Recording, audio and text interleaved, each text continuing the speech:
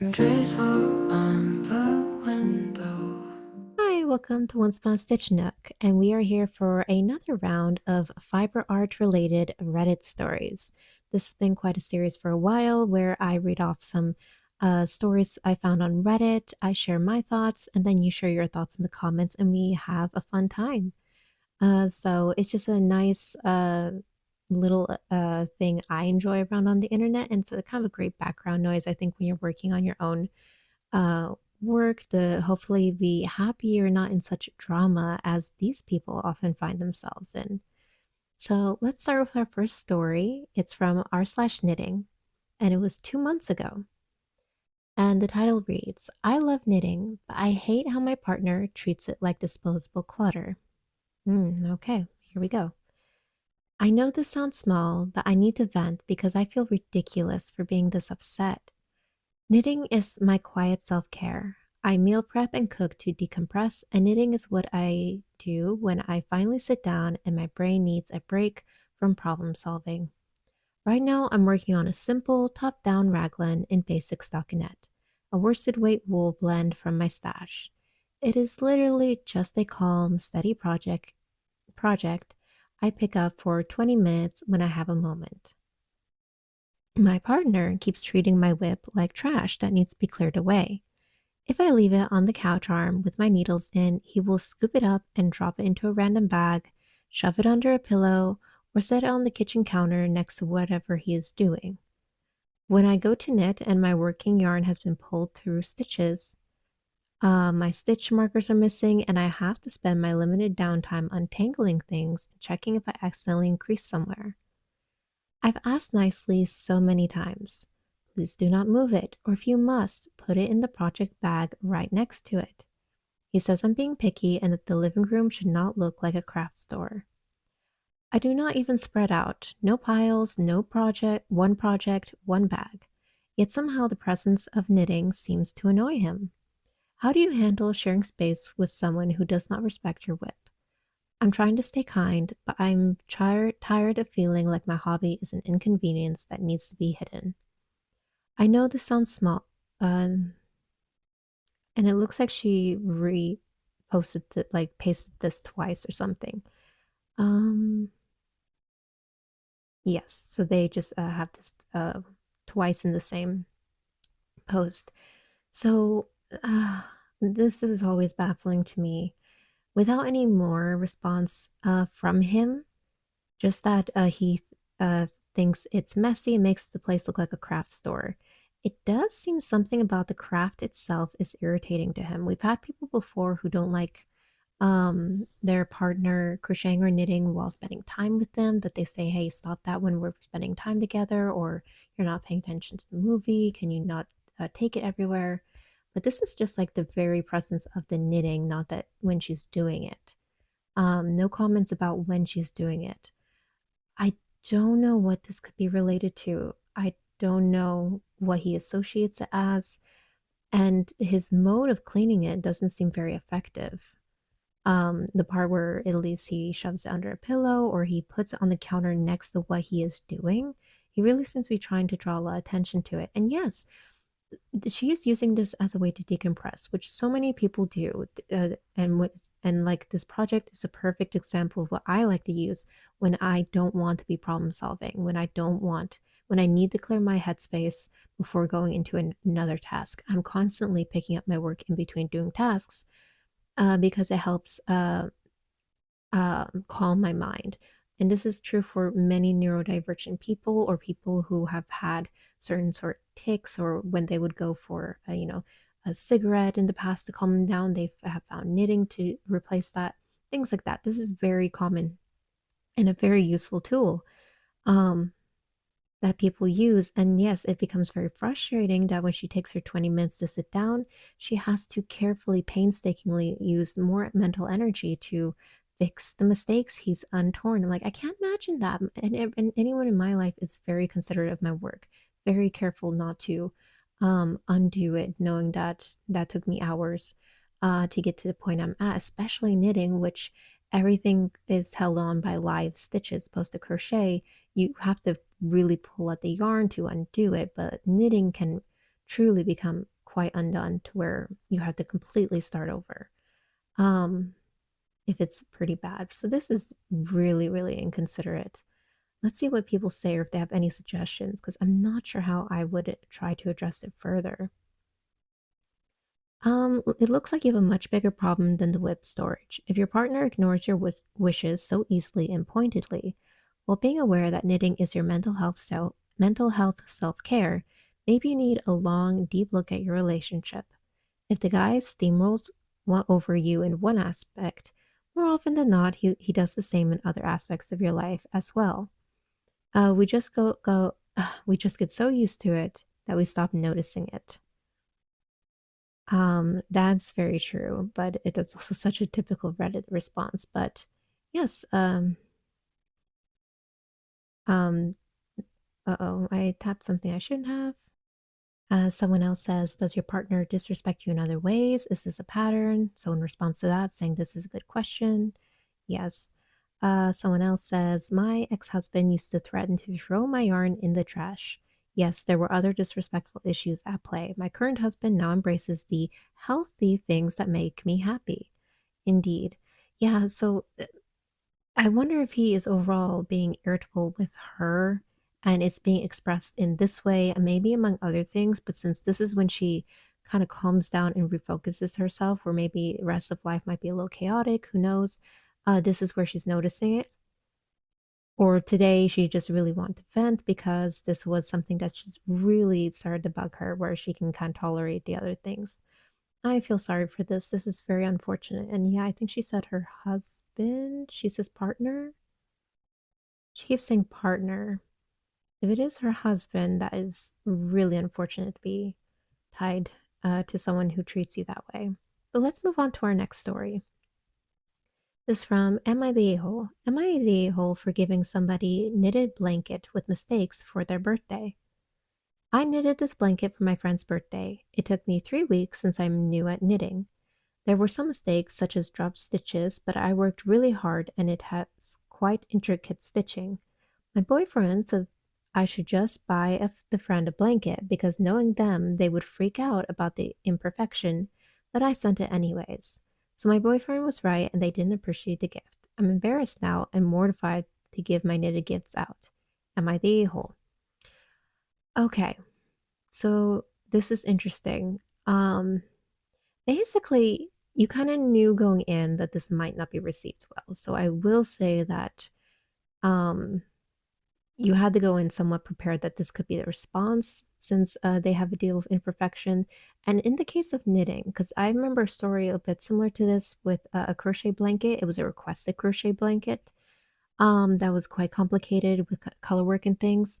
And there were some mistakes that the sister was receiving it, and she wanted her sister to refix it, which meant she would have to go all the way back, and she refused to fix it. But the case of crochet is it's still a perfectly functional blanket, and the mistakes can often be kind of adjusted and worked into the piece, whereas knitting is less forgivable of that. Especially they say dropped stitches, which could mean that can unravel unless they mean they picked it up kind of at some point, but that's puckering a bit. That could be a bit of a issue, but you're obviously not an a-hole. You tried to do something nice. You just did take the risk that this wouldn't be received well. And you're embarrassed now and mortified to give your knitted gifts out. I do want to know their response um, and how they responded and let you know this. I understand being embarrassed. Mortified to give your knitted gifts out. I wouldn't be. You really took on a big project with a knitted blanket that's huge. And as a beginner, yes, you're going to have mistakes in there. It's not going to be your best work. Um, so very sweet that you wanted to give the friend that, but if they have kind of issues with, um, I can just see that this was kind of not the person to give it to. My family got all my early crochet items, and my mom holds on to them all to this day, and they are ugly and falling apart. Um, but that's just a mother's love. Oh, okay. So I was scrolling, and a lot of people were saying, "Not the a-hole, not the a-hole." how ungrateful of them, but someone says, okay, so I'm going to get downvoted two double hockey sticks, but please at least hear me out. You're the a-hole. I'm sorry, but it's just weird and inappropriate to drop your practice scraps on a friend as a gift and then act like they are in the wrong. You wouldn't go to the store and intentionally pick out something that is low quality as a gift. Just because something is handmade doesn't mean it is cute or likable. I will say that's true. Keep practicing and wait until you are skilled enough to be giving these things out as gifts. Don't put people in situations where they have to pretend your knitted blankets are good. That is how children are treated.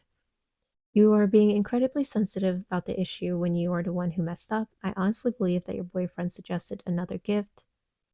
That with your boyfriend suggesting another gift and your friend being unable to even grin or bear it for the sake of being polite, your blanket must have been very, very bad. I don't know about that, but possibly. It's actually pretty ridiculous that you believed a poorly knitted blanket would be a good gift for a friend. And unless I missed the comment where you indicated otherwise, literally all she did was ask you to fix it. Did she? Did I miss that? Uh, must be in a comment somewhere. Let's see the responses to this because I don't entirely agree with this. I'm just noting that she took a risk. Is more my point. Um, Someone says, and work on a big project like a blanket. That's a lot of time and money to spend on something that turns out poorly. The first thing I ever knitted was a slipper. It looked lumpy, but mutant potato. When I was done, no one would want that, not even me, and I made it. My second one turned out better, and the third. And so I could actually have a set turned out better still. It's better to start with small projects. No problem with starting a big blanket. My mom put me on to doing what she called a gypsy blanket, which is to utilize your scraps and just keep adding in yarn as you go on a big blanket. Just kind of it's great for practicing stitches. And if I'd known back then, I would practice alternating the stitches. Would have made it look really cool. But the sides, I didn't know how to quite turn my work. I had increases and decreases everywhere without knowing it. So it I don't know what happened to it, honestly. But yeah, my mom probably would have taken it, but I wouldn't have. My personally, I had a level of expectation of myself. And again, sometimes I thought some things were good, and when I gave them to my family, and looking back, they were not, but they were at least good that I could see at the time. So I understand where she thought maybe this was, you know, at a level that it's a good blanket. Her friend could use it, so I feel bad for her. Um, but it is unfortunate how the friend reacted, somehow letting her know that she didn't. I can't find where she says the quiet reaction, or she asked her to fix it. Um, which if she didn't request it, and I don't know, again, personally, I of course would grit and bear it. Um, and try to maybe utilize it more aesthetically or something, but yeah, those are my thoughts. She took a risk. It's unfortunate how it happened. I hope she doesn't feel discouraged and people saying, you gave her a very, very bad, poorly made blanket. I don't know that we can say that without seeing it.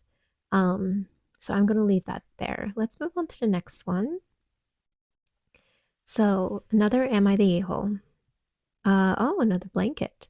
Am I the a-hole for not letting someone gift a blanket I made unless they pay me?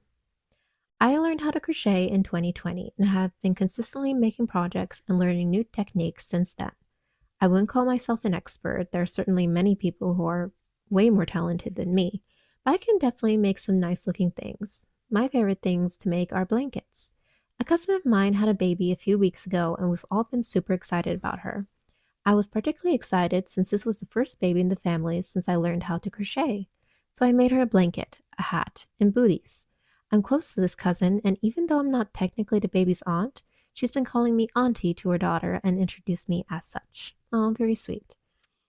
Yesterday, we had a big family gathering where I met the baby for the first time, and I brought her a gift as well as three other baby sized blankets I had made as tests for patterns or just because I had the yarn laying around.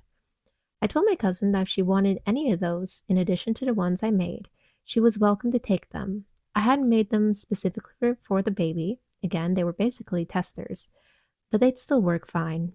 She ended up taking one of the extra blankets, leaving two with me.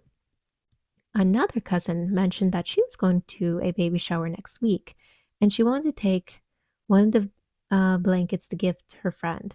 I said that was fine, but I'd like $20 to at least cover the cost of the yarn if she was going to do that, which is actually lowballing. The yarn costs more around 28 total. She got frustrated and said I was going to give all of them to my other cousin for free, and I wasn't getting any use out of them anyway, so I might as well let her have just one to gift.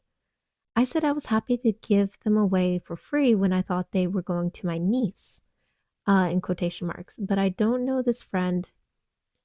I especially don't know the baby, and I don't want to essentially subsidize a gift for someone I've never met. The family's a bit torn on this one. Some people agree that it's a completely different thing to expect I'd give a free blanket to a stranger. Others agree that since I wasn't doing anything with the blankets anyway, it's petty of me to demand that she at least reimburses the yarn. I figure why not go to a neutral third party to ask if I'm being a petty a-hole here? Edit. I just want to clarify a couple things. One, these are two different cousins. The one who had the baby took the original gift and one extra blanket and is using them for her baby slash my niece. The other cousin saw the extras and wanted to take one. Number two, I never said the yarn was leftover yarn. It was just yarn I had in my apartment in full skeins but hadn't designated for a specific project yet. So I made the blankets because I either wanted to try a new pattern or play around with the yarn. I hadn't assigned anything specific. Okay, so this is a nuanced one. I'm going to take a sip of my tea before answering this.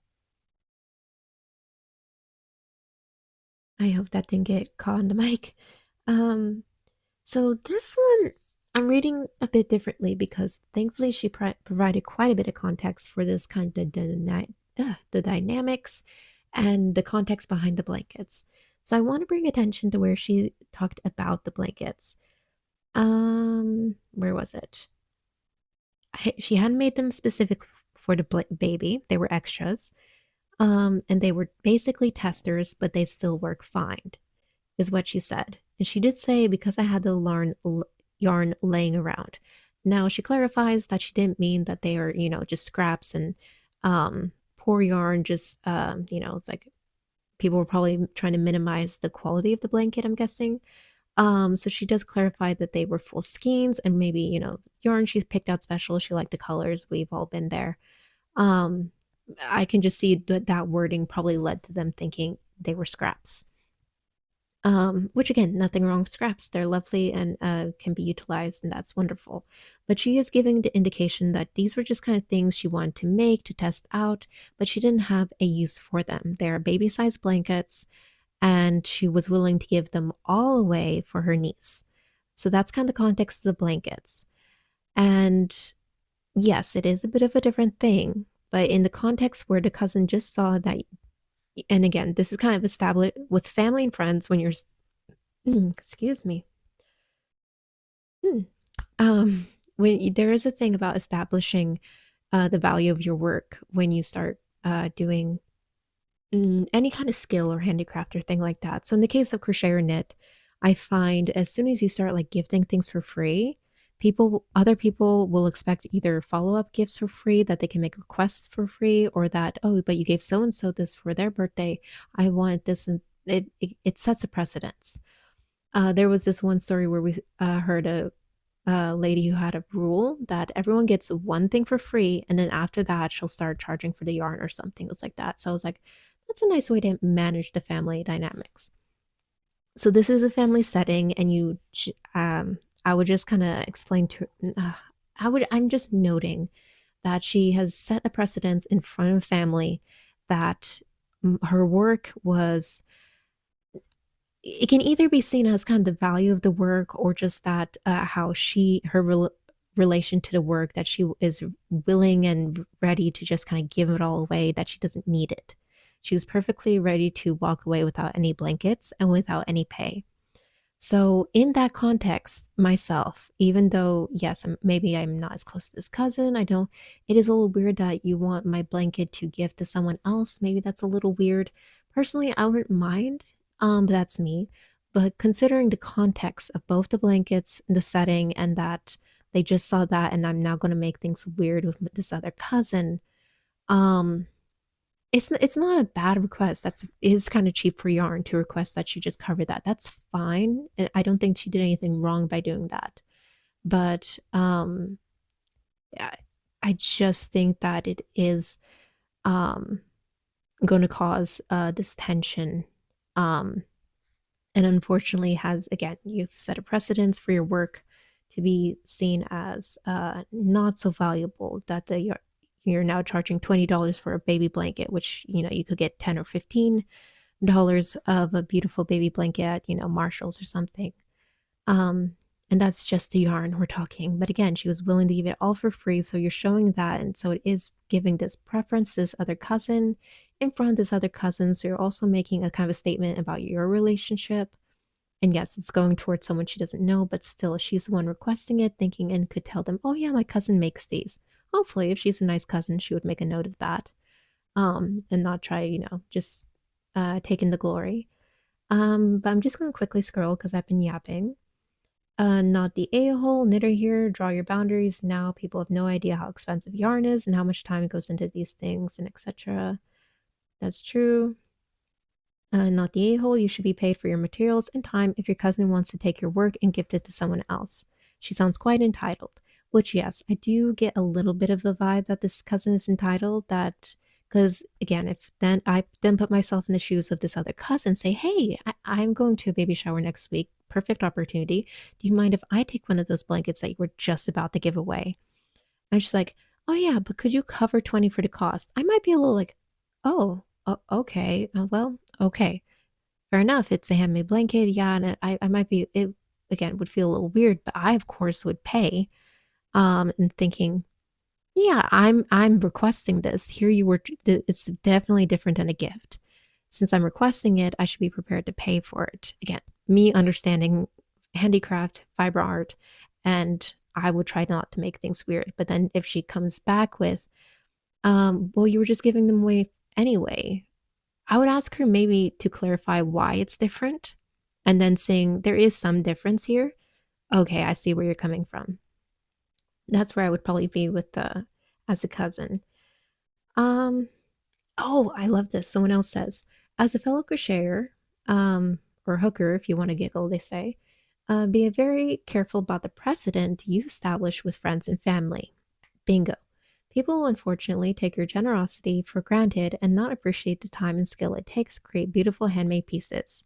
Your one cousin is already acting entitled to your talents and dismissive of your labor. It never stops with just one blanket. This is the point.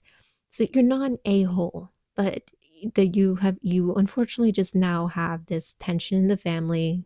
Several people are now kind of involved giving their opinion. It is kind of just an unfortunate thing, and uh, again, it's so hard now that you had that precedent set very openly at a family gathering. So I'm sorry you found yourself in this. You were in your right to ask for the $20, but also like I probably would have played this a little differently. I would definitely, and again, I would want to definitely reestablish maybe and clarify my boundaries with my yarn, and that I'm not they actually are very good, and maybe talk about the pieces and why they're special, things like that. You could maybe save face a little bit in this situation, but I've definitely gone on quite a bit on this story. So let's do one more. Another Am I the A-hole? Am I the a-hole for directly calling out a woman's snobbish behavior, causing several people to leave our knitting group? So some local drama. So one thing I can't stand is snobby people who act like the only way to do things is their way. It's a huge thing in crafting groups. People act high and mighty because of how they learned, the yarn they use, knitting being better in crochet, etc., etc. Yep, I've definitely seen that. Continuing. I hated the energy in a lot of existing groups. I'm guessing Facebook. So I started my own. We switched to virtual stuff since COVID started, and I have rules that you have to agree to follow before you can join. Also common for Facebook groups, where you get a lot of this attitude as well, I will note. One of the rules is to be kind to others and absolutely no snob behavior. Everything has been going great except this pre existing group of friends joined, and they really pushed the boundaries of that aforementioned rule. They started dipping their toe with comments about acrylic yarn and how they would never use it with dramatic, icky faces. Well, they did this again with a new girl when a new girl joined the group. She was using acrylic yarn in her project. One of the women asked her what she was using, and the little clique acted like they weren't directly remarking while obviously doing it.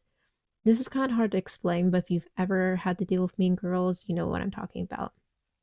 It was like, I just don't understand how people are still using acrylic yarn these days. I mean, there's so many other options. Unless you're still shopping at big box stores instead of indies. Yeah, I get the feel. In the middle of that rant, I was just like, hey guys, let's remember that we're not here to judge anyone for what they're using or how they're using it, okay? Well, this pissed off the crew because they started arguing with me about how nobody was judging anyone. And oh, so I can't even have an opinion now? And why are you trying to censor us? We're having a conversation. If someone doesn't like it, they can leave. Asserting their own standards. I can see. You can tell this is ticking me off, can't you? I muted everyone and said something like, the rules of this group are very clear, and you have to acknowledge them before you join the call. If there's an issue, we can talk about it after. The women all ended up leaving the group, and I got a bunch of nasty emails and tags on a few social media posts calling me out for being pro censorship and a tyrant, and saying how I shouldn't be in charge of anything because of how obviously biased I am. I don't think I am in the wrong for this. My rules exist to make things welcoming for others. Sitting around putting down other people does not feel like it's very welcoming, especially for snobby crap like they were doing. Am I the a-hole? So, yeah, everyone's obviously gonna say not the a-hole, not the a-hole, so much not the a-hole, not the a-hole. Yeah. Yeah, so I already kind of interjected in there quite a bit, but it is gross. And often these people use the words to often describe them. So where again, I'm going to, when they're like, oh, so I can't have an opinion now, but they're going to be very quick to dismiss other people's opinions or say they can't be expressing themselves if it's um, going to be in a way that they do not deem um, welcoming. Uh, the lady being a tyrant when they can't uphold the rules that they agreed to. They can't keep their word, essentially. Um, and they just kind of want to act the way they want to act. And when that um, has consequences and isn't welcomed by others, they expect that it should still be welcomed by others. They should be allowed to do whatever they would like. And yeah, this gets on my nerves. Thankfully, I haven't had any direct interaction with such people, but I've definitely kind of seen it in the outskirts of the community, especially kind of older people. But even younger people who like the whole acrylic debate is like it's like but then when you get into it that wool isn't great either and that there are all these other problems with different yarns to be sourced. So there's really more nuanced discussion to be had. But thankfully, I'm seeing more and more nuance often being discussed. So at least my corner of the internet has been really, really lovely. But let me know, do you have anything that you might consider yourself a snob for? Because I will out myself. In crochet, particularly with garments or kind of almost with anything, I really don't like using just basic stitches. So a single crochet, half double crochet, right? Or even no, triple crochet is usually fine. If I'm just using those to make something, I do. I personally don't enjoy the look of it. I don't think it provides. It doesn't utilize crochet as I think is in its strengths. I think crochet's strength is in the combination of the stitches to create detailed stitches, interesting stitches, and it doesn't have to be complex.